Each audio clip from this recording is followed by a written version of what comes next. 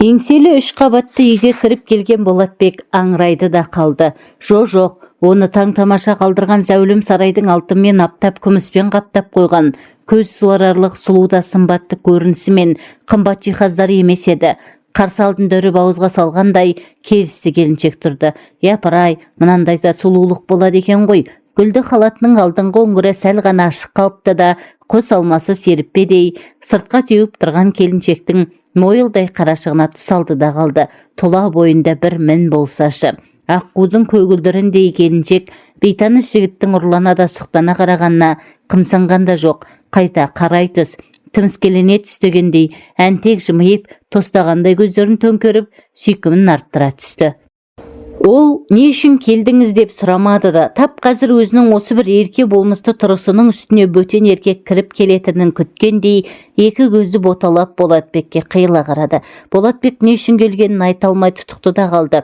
Сізге мынаны Басекең беріп жіберді, деді. Әлден соң есін зорға жинаған Болатбек не үшін келгенін есіне түсіп, келіншек сыңғырлап кеп күлді.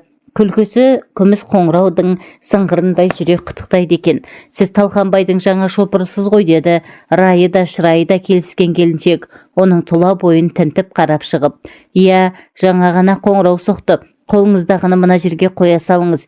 Иә, Тауаға жіберді, деді Болатбек сөзін қайта пысықтап. Ол келіншектің күйеуі неге Талқанбай деп тұқыртып атап тұрғанын түсінген жоқ. Жұмыста ғой, бастықты барлығы да Тауаға деп атап, алдында құрақ ұшады. Сонда келіншегі оны неге Талқанбай деп тұр? Менің есімім Ағылкек, әжем қойған, деп әдемі келіншек қолын ұсынды. Ып-ыстықта ұлпадай жұмсақ сүйріктей саусақтар жүргізуші жігітті майда ерітті. Болатбек қолын тартып ала алмай ұзағырақ бөгелді. Ағылкек ағмаржандай тістері жарқырап ақтарыла күлді. Олар осылай танысқан еді. Содан бері Болатбек бастығының да Ағылкектің де айтқанын екетпейді. Көбінесе сапарда тығыз таяу жұмыстармен қауырт жүретін бастығының қызын балалар бақшасына апарып келу мойнында. Арагідік Ағылкек қаладағы супермаркеттерді аралайды. Сән етелесінде ұзақ бөгеледі. Жүргізушіге керек бастыға сиет төзімділік пен шыдамдылық.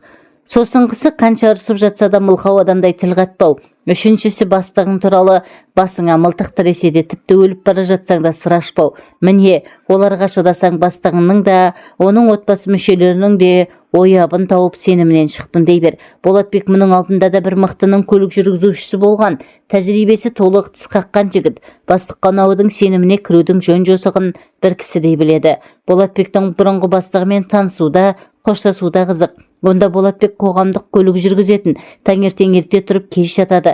Белгілі бағыттағы автобуспен қаланы таңғы сағат 6-дан түнгі 12-ге дейін айналады да жүреді.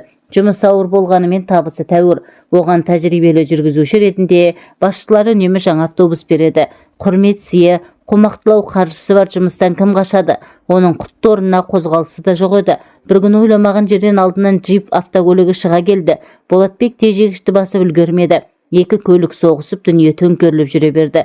Салон толы жолаушылар олардай шулап қоя берген. Біресін жиғанда ол дәрігердің алдында отыр екен.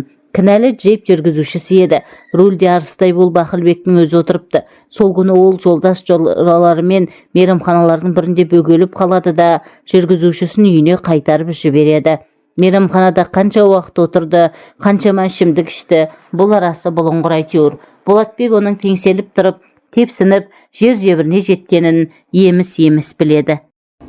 Қалай дегенде де аққа құдай жақ, жол көлік апатының қалай болғанын көргендер бар, жолаушылар бар. Ақылбектің рульге ие бола алмай көлігі мен автобусқа өзі келіп соқтығысқанын бұлтартпас дәлелдермен мойнына қойып берді. Бірақ Ақылбек алдырмайтын да шалдырмайтын да жуан ортаның жолбарысы болып шықты.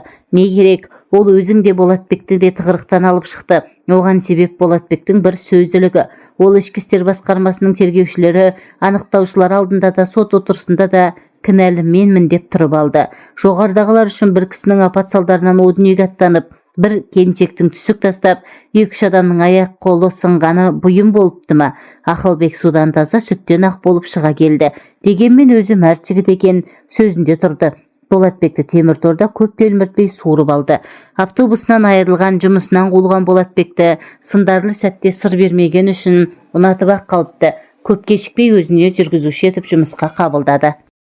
Ақылбек ойға да шапқылады, қырға да шапқылады, неше түрлі қылмыста жатазды, саудасы да жүрді, саунасы да қызды. Болатбек сол бұралаң бұлтарысты, бұқпантайлы тайғанақ жолдардың бірінің де жымын білдірмей, жібін ілдірмей өткелдерден таза даман өткізіп отырды. Бірде Ақылбек Таубаурайындағы саяжайында биліктегі түмді орындарда отырған дос-жарандармен үлкен мереке ұйымдастырды. Кілең ығай мен сығай мынандай оңашалықтан аңсап қалған ба, көз байланғанша ішіп жеді, қалағандарынша көсіліп бақты, ойнақта салды. Олардың әрқайсысының жанында бір-бір сылғым сұлу бар еді. Не ойлағанын өзі біледі. Бастығы екі күлім көзді бірге ала келіпті. Саяжайда қонып қалатын болған соң екі сылғымның бірін кері қайтаруға шешім қабылдапты. Болатбек, деді бастығы, оны қасына шақырып алып, мына қарындас үйіне жеткізіп сал. Байқа, бір тал шашы түсетін болса менен жақсылық күтпе. О не дегеніңіз, Басеке? Бұлай шыға Гүлбанудың ызадан әлде қызғаныштан тызақтап келе жатқанын аңғарды. Өйткені Басекең мұны емес оны таңдады ғой. Ішіне от түскен Гүлбану ұятты жинап қойып мұның мойнын асыла кеткен. Ішіп алғанымен бұл бой жеткен аса ажарлы еді. Ажарлы адамның даузынан албаты сөз шығады екен ау. Жол жөнекей оның айтпағанын жоқ. Әсіресе Ақылбектің жанында қалып кеткен құрбысы жөнінде аузына келген нақтарды. Салдақы, кәззап, албасты деген теңеулер Болатбектің сөз қорынан баяғыда өшіп қалған екен. Тола бойы тітіркенді. Бір рет кездейсоқ көлік апатын жасап, жүрегі шайлығып қалған Болатбек иығына асылып рөлге жармасқан Гүлбанудан әбден ығыр болды. Бәлдене қарап бұлдана сөйлеп келген Гүлбанудың үйінің тұсына жеткенде және бір қылық көрсетті. Міне қарындас, үйіңізге де жеттіңіз деген Болатбек ойында ештеңе жоқ. Гүлбану көліктен түсе қоймады. Тіпті түсу ойына да келмейтіндей. Кенет ол жүргізушінің мойнына асыла кетті. Болатбектің мойны жыбырлағандай болды. Сөйтсе Гүлбану оны мойнынан сүйіп жатыр екен. Жігіт қыздың құшағынан зорға босады. Пәтеріме дейін шығарып салмайсың ба, дейді үздігіп. Әне тиіп тұр ғой. Сіз ішке кіріп кеткенше кетпеймін. Сыртыңыздан бақылап тұрамын, деді Болатбек, азарда безер болып. Жігіт емес екенсің, шығарып салуды да білмейсің. Гүлбану темекі тұтатты. Қорықпаңыз, жеп қоймаймын. Үйге түсіңіз. Олар саяжайда сайран салып жатқанда біз немене сыбағадан құралақан қаламыз ба? Болсаң енді өкінбейсің, деді Гүлбану мұның қолынан тартып. Шошақай қыздың шолжаң қылығынан мезі болып келген шопыр мына арсыздықты естіп бойын тартып алды. Жоқ деп тартынды ішкі бұрауы мықты бастықтың көлік жүргізушісі. Кешіріңіз, мен асығыс едім. Уақытта бір талай болып қалды. Үйде отбасым күтіп отыр. Сенің отбасың бар екен ғой. Қалай есіме түспеген, деп күлді Гүлбану. Болатбек тосылып қалды. Мына бой жеткен не деп тұр? Есіне түскені несі? Мен оған қашан отбасылымын деп едім, деп ойлады. Сен саяжайда сайран салып жүргенде келіншегің етегіне намаз оқып отырмаған шығар, деп сықылықтап күлді Гүлбану. Болатбек тіксініп қалды. Сен оған тіл тигізуші болма, ол сен сияқтылардан емес, деп тарс кетті Болатбек. Сонда кім сияқтылардан? Білеміз ғой әйел атаулыны. Әсіресе сен сияқты күні-түні бастығының қасынан жетім қозы сияқты жалбақтап қалмайтын жүргізуші сымақтардың келіншектері екі көзі төрт болып босқа жата қоймас. Сондықтан бүгін оны ұмыта тұр. Мен саған әдемі түн сыйлаймын, деді аярланып. Болатбектің қаны басына шапты. Мұндай қорланбас. Ол енді Гүлбанумен кермалдасып тұруды артық көрді. Мына азғыннан іргемді аулақ салайын деп ойлады да Гүлбануды көліктен сүйреп шығарып есікті тарс жапты. Өзің бір есің жоқ, дән дұрыс көкме екенсің, жындыбас. Бар кет, мәз боламын дейсің бе? Келіншегіңнің өзгемен тояттап жатқанның үстінен түсерсің. Осы ма еді күткенің, деп Гүлбану түнгі аспанды жаңғыртып дола шумен айғайға басты. Бәледе машайық қашыпты деген бар. Болатбек мына дүлейден құтылғанша асықты. Ажарлы деген бой жеткен мұнша ашулы, азғын ойлы болар ма? Болатбектің үйге жеткенше қаны тасып, миы солқылдап келді. Ол көлігін қаңтарып, үйіне көргенде бөлмесінде алаңсыз ұйықтап жатқан жарын көрді. Балаларының бетінен сүйіп, сүйіктісінің жанына келіп жантайды. Келдің бе, деп Зағипа бері бұрылып жатты. Болатбек көпке дейін дөңбекшіп ұйықтай алмады. Арада 2-3 күн өткенде сыртта жігіттермен темекі шегіп тұрған Болатбекті бастығы шұғыл шақыртыпты. Тағы бір жерге жұмсайтын болды ғой, деп темекі тұқылын күл қоқыс салатын жәшікке тастай салып, алып ұшып жеткен бұны Ақылбек ақиланып, елірме, ожар мінезбен қарсы алды. Болатбек оның тап осылай жарылғалы тұрған сыздауықтай сызданып тұрғанын алғаш көруі. Көздері шапыраштанып, сөздері қотыраштанып тұр. Қолдары безгек тиген адамдардікіндей дір-дір етеді. Болатбек дүлей дауылдың қай тұстан соққанын долбарлай алмады. Не жазып қойдым дегендей Ақылбекке аңтарыла қарады. Әй сасық деке, Гүлбануда не әкеңнің құны бар? Қатын құмар болсаң саған басқа ел құрып қалды ма? неге тиісесің оған деп ұрып жіберердей таптап берген бастығына не деп жауап берерін білмей тосылды. Не істеп қойыппын мен оған деп Болатбек ашына сұрақ қойды әлден соң. Қонақ үйге түсейік, менімен бол депсің ғой. Болатбек аяр адамның өз есіне келгенде аянбайтын білуші еді, бірақ Гүлбанудан тап осындай аярлық күтпеген. Япырай, ындынның ырқы, қызғаныштың құрты осыншама шақар болар ма? Саяжайда қалған сылқымның той аттын үшін Гүлбану мұны жазалаған несі? Түкке түсінсе бұйырмасын. Болатбектің беті өрттей алаулап, нені бүлдіріп қойғанын білмей дал болды. Былай тышқан ініне кіре алмай жүріп құйрығына қандауыр байлапты дегенді білуші ме едің? Өзің мұнда сый салмай жүріп қатынға қырыңдаған неңді алған, оның үстіне Гүлбануды мен ертіп барғанын көріп біліп отырсың. Сонда не, сен маған қыр көрсетпекпісің? Бастығыңның көңілдесіне сөз айтуға қалай ғана дәтің барды? Сенген қойым сен болсаң дейтін бе еді? Ертең бәлкім кеше ғана саяжайда бірге қонып қойнымды қыздырған Хадишаға да қырыңдарсың. Сенен қорқайын дедім. Боқшаңды жинада қараңды батыр, деді Ақылбек ашудан қалш-қалш етіп. Онымен ерегісіп барға адам таппайтынын білетін Болатбек ләм мим деместен бастығының бөлмесін босатты. Сөйтіп ойда жоқта Болатбек тағы да жұмыссыз қалды. Енді не істеу керек? Баяғы өзі еңбек еткен автобаза болса болмаса да маңайына жолатпайды. Қайда барады? Үйіндегі олардай шулап отырған бала шағасын қалай асырайды? Осылай дел сал болып жүрген күндерінің бірінде күтпеген жерден ескі көзтаныс Жұман жолығып қалды. Ол бір таксокада жұмыс істейді екен. Болатбек, біздің таксопаркке келсеңші, бастығымыз жақсы адам, 2-3 таксистің орны бос, тәжірибелі жүргізушілер керек, бастықпен өзім сөйлесемін деді ол. Сәтін салғанда таксопарктың бастығы ашық жарқын, қақсоқпен жұмысы жоқ жайдары жан екен. Еңбек кітапшасымен танысқан соң сөзге келмей Болатбекті жұмысқа қабылдады. Үйде отырып отбасының ұсақ түйек күйбеңнен мезі болушы еді, жүда жақсы болды. Бәрінен бұрын Зағипаның зілсіз айғайынан құтылды. Әкесі ет таусылды. Әкесі үйде бітіп қалыпты. Әкесі бұл үйде майда қалмапты деп мидың құртын жеуші еді. Автобус жүргізуші болып жұмыс істеп жүргенде Ақылбектің оққағар ретінде алшаң басып, арындап тұрғанда да мынандай таршылықты көрген жоқты. Әлде бір контейнермен қазы қарта дейсің бе, жалжая дейсің бе, қойдың еті дейсіз бе, тайдың еті дейсіз бе, ағылып келіп жатушы еді. Шопырлықтан шеттетілген соң бұл бастаудың көзі бітеліп, Зағипасына кіріптар болып қалған.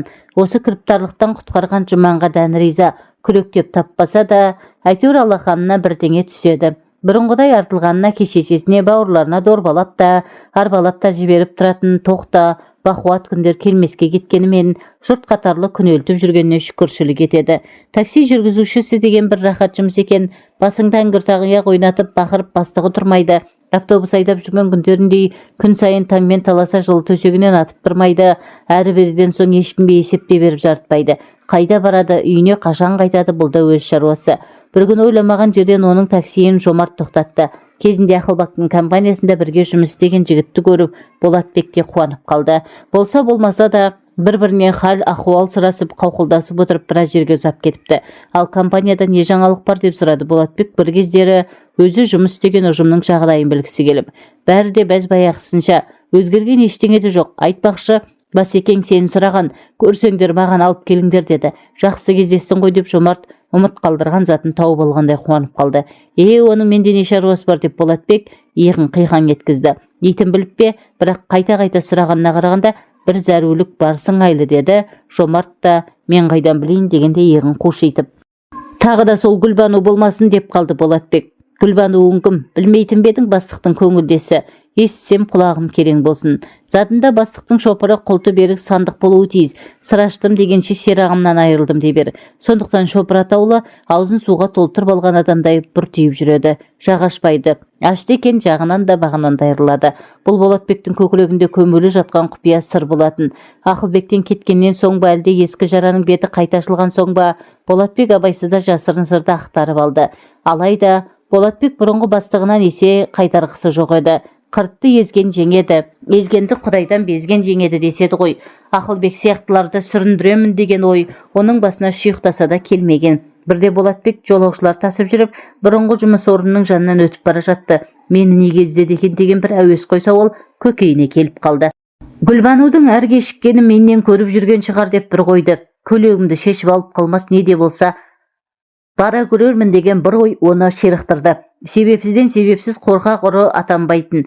Төбемнен тастап жіберер тасы болса, оны да көріп алдым деп батылданды. Өйткені ол өзінің адалдығына сенді. Ақылбек оны арада ештеңе болмағандай сыпайы сырбаз қабылдады. Хатшысына қоңырау соғып, 2 шыны кофе алдырды. Бұрынғы шопырының хал жағдайын, денсаулығын, көңіл хошын, отбасының амандығын түгін қалдырмай сұрап шықты.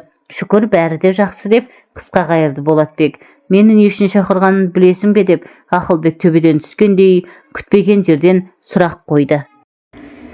Қайдан білейін деп Болатбек 2 алақанын жайды. Бірақ іші қылп ете қалған еді. Сенен кешірім сұрағалы шақырдым дегенде Болатбектің аң-таң қалғаны соншалық аузы ашылып қалды. Рас айтамын, менен бір ағаттық өтті, кешір мені. Ақылбек кінәлі адамдай-ақ алдында шынында да тұнжырап отыр. Болатбек не айтарын білмей қипақтады. Анау-мынау емес, білдей бір компанияның білдей бастығы кешірім сұрап отыр ғой. Иә, кезінде ойнақы күлімкөздің жаласына болып мұны жұмыстан қуып еді. Мас болып көлік жүргізіп, мұның автобусын соғып сотталып кете жаздаған кезінде Болатбектің бар кінән өз мойнына алып құтқарып қалғанын да ескермеді. Жақсылыққа жақсылық әр адамның ісі, жамандыққа жақсылық ер адамның ісі деген барау. Жарайды, өткен іс өтті, не айтар екен, бұл кешірім, қай кешірім? Не үшін кешірім сұрайсыз деп Болатбек дегбірсіздене түсті. Ақылбек көп бөгелген жоқ, орнына жайғасып отырып асықпай әңгімесін бастады. Сені бекер кінәлаппын. Саяжайға барып сайран салғанымыз есіңде ғой. Сонда мен Хадишаны алып қалып Гүлбануды қайтарып жіберген едім. Гүлбану Хадишаны менен қызғанып, сенімен көңіл қоспақ болыпты. Сен әрине оның ырқына көне қоймадың.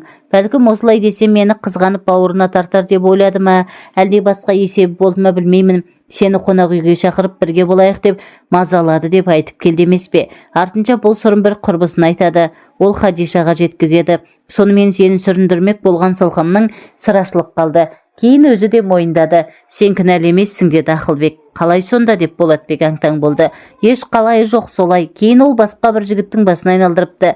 Қызығы сол қылмыстарының үстінен түстім. Ол осының барлығын қызғаныштан істеп жүргенін айтып ақталды. Қызғанғаны несі, қылмысы несі деп Болатбек те таңырқады. Иә, олар саунада мауығып жатыр екен. Қас қылғанда тап сол саунаның 2-ші бөлігінде біз демалып отырмаймыз ба? Қыздар шақырғанбыз. Кешіккен соң әкімдіктегі кезекшіден сұрайын деп дәлізге шықсам, қарсы алдымнан ойқастап шыға келгенім. Гүлбану ма? Енді кім деп едің? Расында қызық болған екен дей салды Болатбек, аузына басқа сөз түспей. Несі қызық, өз обалы өзіне жұмысқа аламын ба деп ойлап жүредім. Жұмысын тауыпты, енді сол жұмысымен болсын деді Ақылбек күйініп.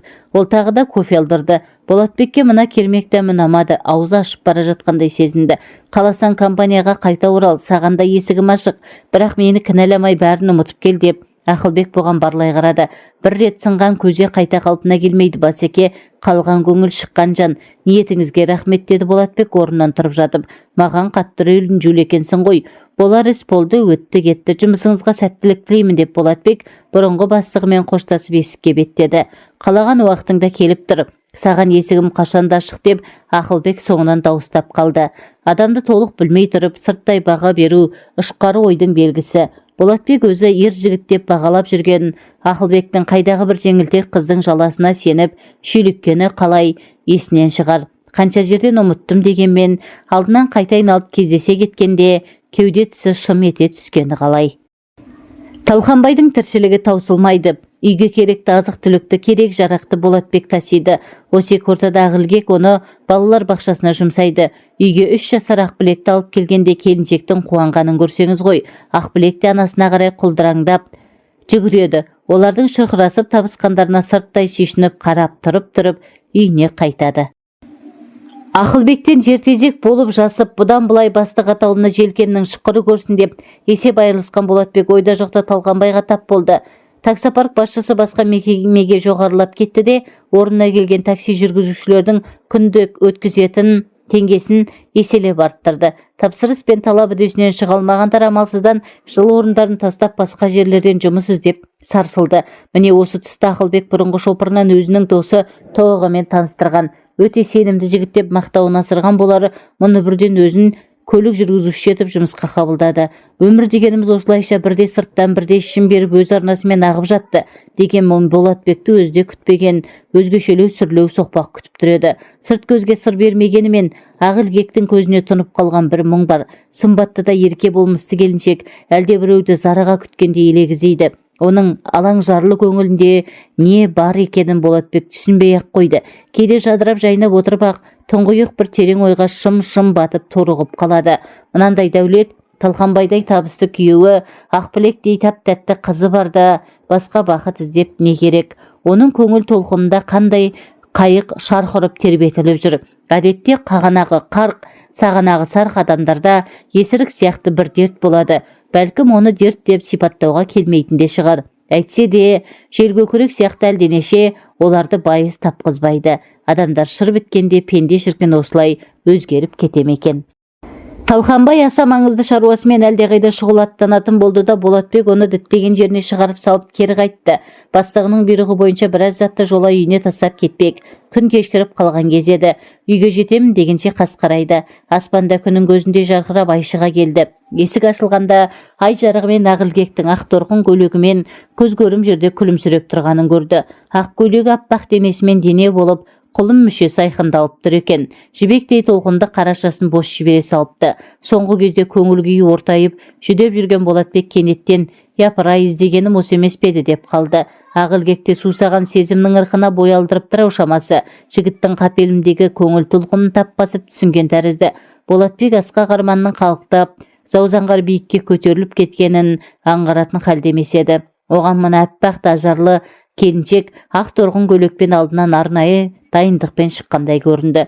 Ең ғажабы, сұлулық дегенің сиқырлы бір әлем ғой. Оның алдында түса алмайтын, есін жоғалтпайтын пенде болмайды. Мейлі табиғаттың тұмса сұлулығы болсын, мейлі әйелдің ажарлысы болсын, олармен ұшырасқан жан қорқау озбырлықтың құрбанына айналады. Сұлулық атаулының тек өзі ғана меншіктеп алғысы келеді. Осындай бір лап етпе сезім Болатбектің де бойында бұлқынып жатты. Тіпті есі шығып кеткен соншама ол адамгершілік, имандылық, сабырлық деген ізгі қасиеттердің барын ұмытты.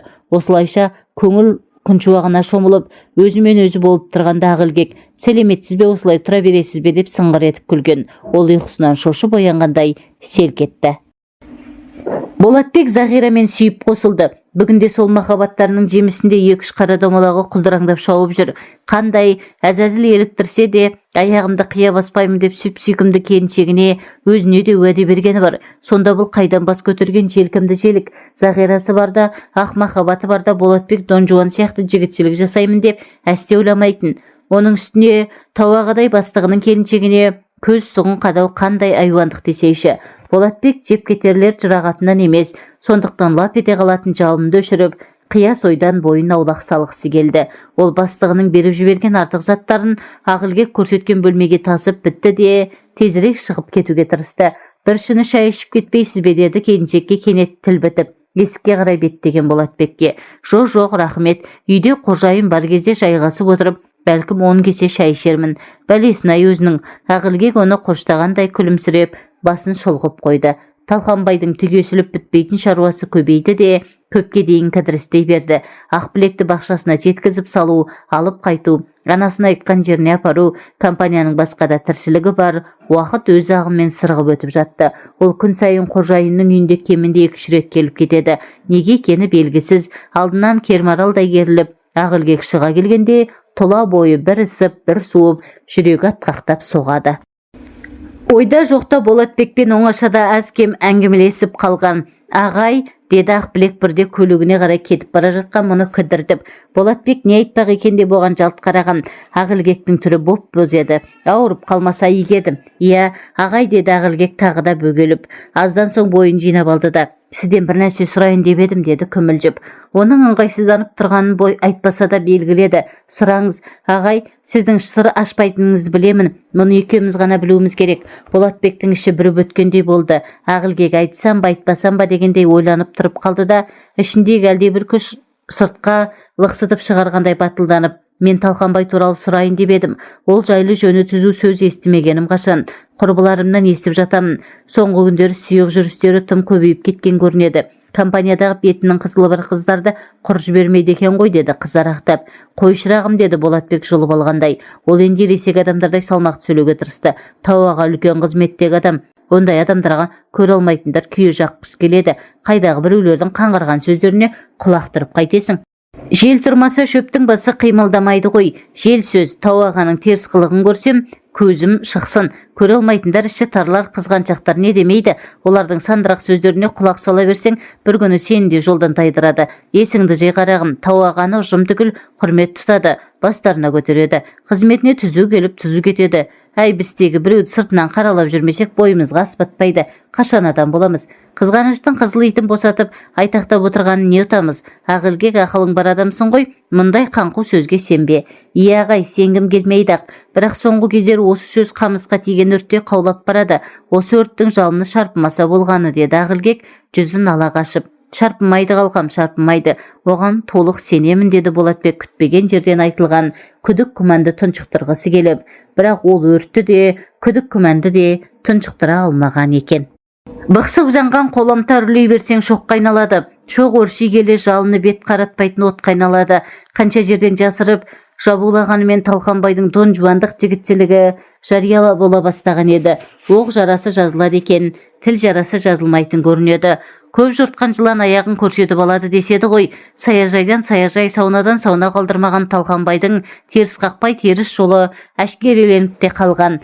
Қолы қалт етсе-ақ, билік басындағы дос-жарандарымен, одан қалды сұлу келіншектермен әмпей-жәмпей болып жүрген ол талайды көрген, зымияндығына басып, абыройсыздығын қанша жерден шашырып забуласа да, елдің аузына қақпақ бола алмады. Ауруды қанша жасырғанымен өлім әшкерелейді.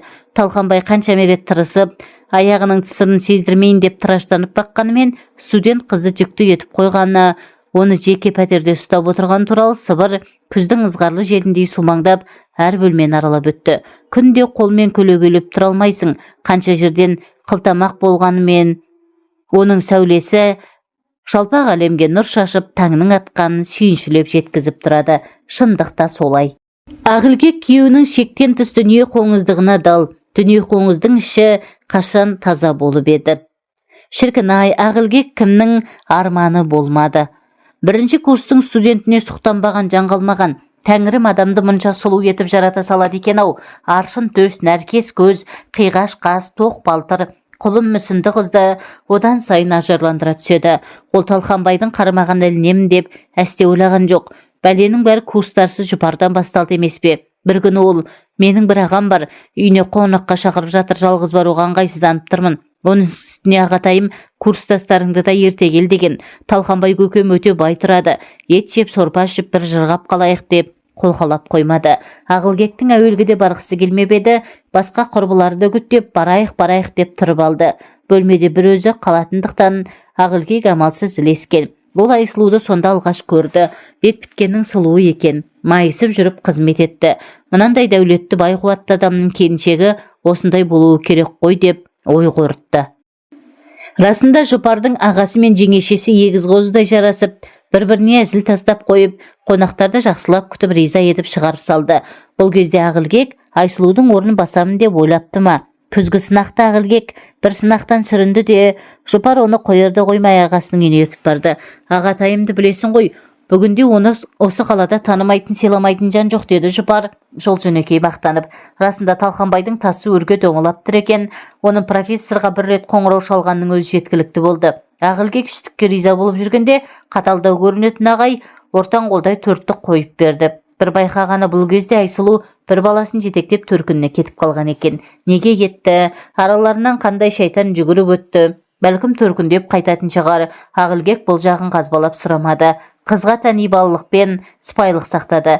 Бірақ жұпар мен Талқанбайдың үйіне 2-3 рет барғанда ұялы көздері мен жылы сөздерімен баурап алған Айсұлуды көре алмады. Ерке қатын не істемейді деп түсіндірді. Мұның мәнісін жұпар құрбысы. Содан бастап Талқанбай жұпарды үйіне шақыруды үдетті. Екеуінің де сабағына да тамағына да көмектесіп жүрген соң одан пәлендей жамандық күтпеген болатын. Сөйтсе бір бармағы бүгулі екен ғой. Екінші курсқа өткенде жұпар құрбысының қасына бір ел ажыраған жоқ.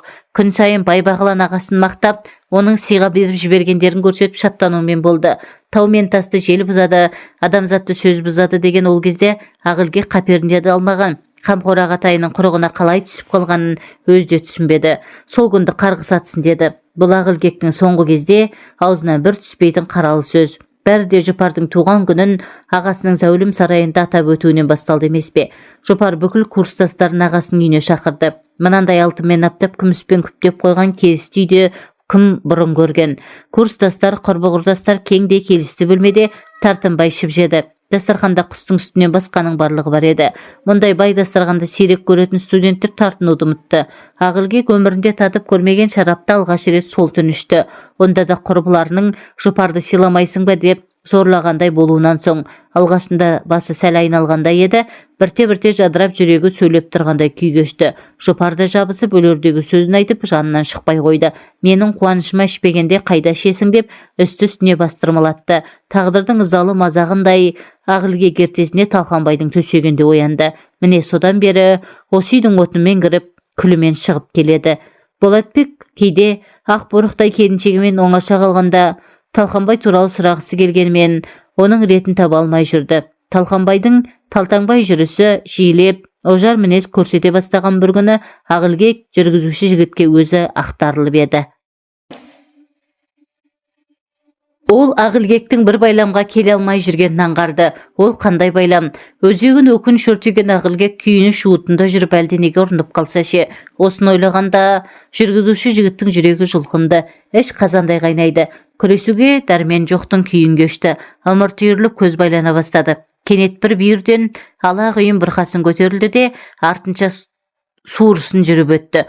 Мұның соң алай-дүлей боранға айналды. Жан-жақтан ұшып түсіп жатқан қар көліктің терезе көзін бітеп тастады. Тоңази бастаған жүргізуші моторды оталдырып, жылынудың қамын жасады. Бұл уақытта қызметкерлер де, жұмысшылар да үйлерінде ыстық шайларын ішіп жайланып жатыр еді. Жұмыста әкесінің қонақ алғандай Талқанбай ғана тапжылмай отырып алды. Жүргізуші оны күте-күте жалықты, тіпті алаңдай да бастады. Дүние астан кестең болып жатқан мынандай мезетте жылы үйіне ертерек жетіп алған жақсы ғой. Бастықтың не ойлайтынын өзі біледі. Жалықтырып, зарықтырып барып кеңсесінен шықты әйтеуір. Күтіп қалдың ба? Ештеңе етпес.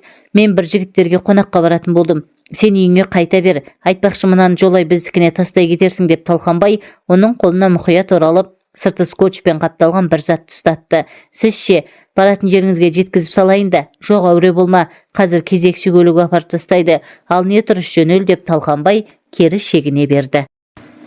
Болатбек бастығының құпия сапарының талайын көрген, сондықтан таңданған жоқ. Бұрқасын басылар емес. Желтоқсанның жентек қары үсті-үстіне төпелейді. Сырттағы бұрқасынан жүргізушінің ішіндегі құйын қатты ұйытқып өршелене түскен.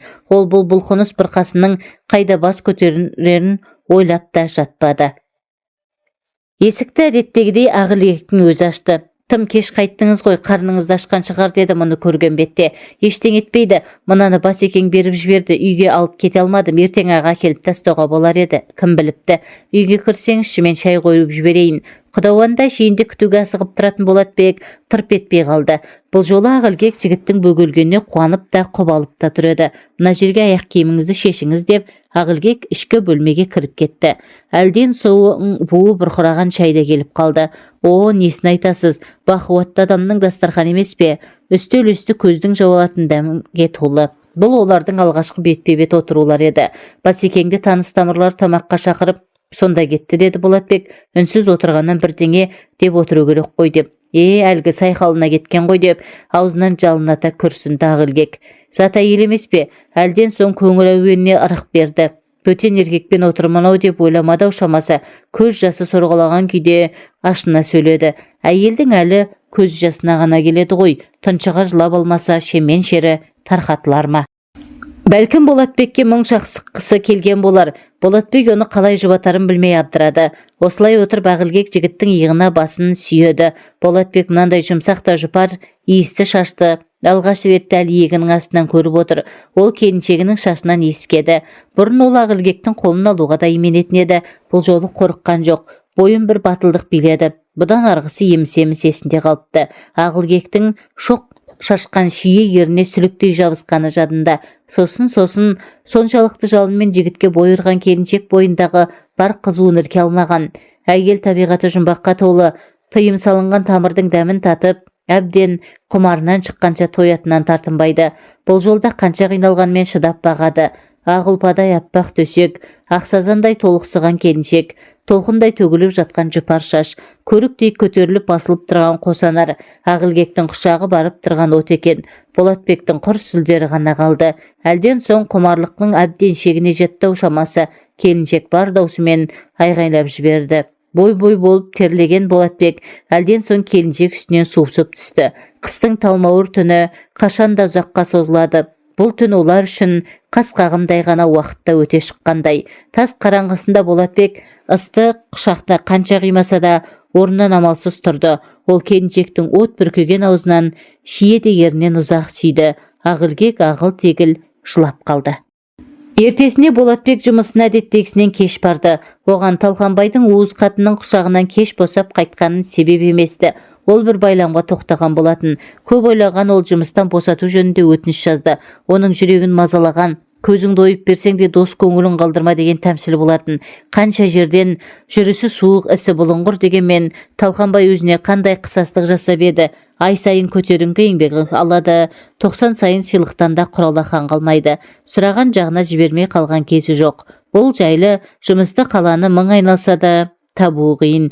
Сондықтан әріптестері бекер кетіп бара жатырсың деп өкініш білдірді. Болатбек көлігін инженерге тапсырып, бухгалтериядан тиісті еңбегі ақысын алды да ғимараттан суыт шығып кетті. Талқанбай оның жұмыстан суық шығып кетуінің себебін түні бойы сарсылдатып күттіріп қоюымнан деп жорыды. Былайшыға иығынан ауыр жүк түскендей жеңілдеп қалды. Ол енді Ағылгектің есігін ешқашан бұрынғысынша еркін қаға алмайтынын ойлап қамықты. Іші удай ашыды. Әлден соң өзінің жылап келе жатқанын аузына түскен кермек дәмнен білді. Жігіт те жылай ма екен? Әкесі көшеден жылап келгенде оған үнемі осылай деуші еді. Қалтасынан жалма-жан дәш орамалын алып көзін сүртті.